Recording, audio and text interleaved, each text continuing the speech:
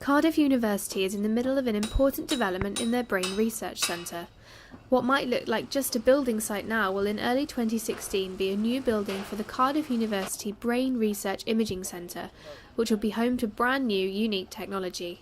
Yeah, what we're seeing here is the development of what's going to be one of the largest imaging centres in Europe. It's 6,500 square metre capacity, and it'll contain a set of equipment for brain imaging that won't be found anywhere else within Europe. I think it's a significant advance in the university's capacity. The university's just been ranked second in the UK for research excellence in psychiatry and psychology, and this is really going to allow us to push and continue in that area of excellence. Because of its uniqueness and the excitement and the space we're going to have to be able to bring different researchers together, it really is, no pun intended, a magnet to draw these people in. The university is already making advanced discoveries in its current research centre. I went to meet some of the people involved in the research to talk about the work they do there. Basically, what TMS enables us to do is temporarily either facilitate or suppress certain brain regions, with emphasis on the fact that it's very temporary.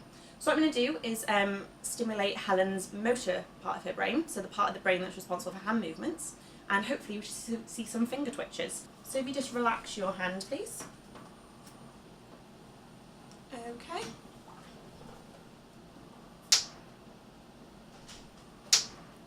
And if you just clench your hand for me, please. We use MEG really only for research. It's not an approved tool for clinical use.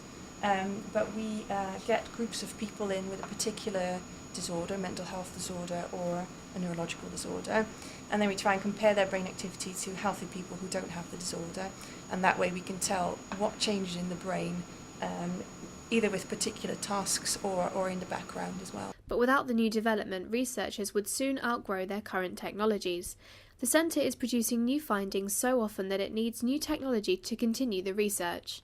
For the last 7 or 8 years, we've been developing the techniques from a theoretical perspective of how to answer more complicated questions about the brain, developing the physics and the engineering.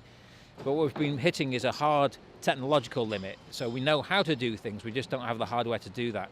The new technologies will be another step forward for Cardiff University as they rise up the research rankings. But it is also hoped that the research carried out at the new site will one day change how patients are treated.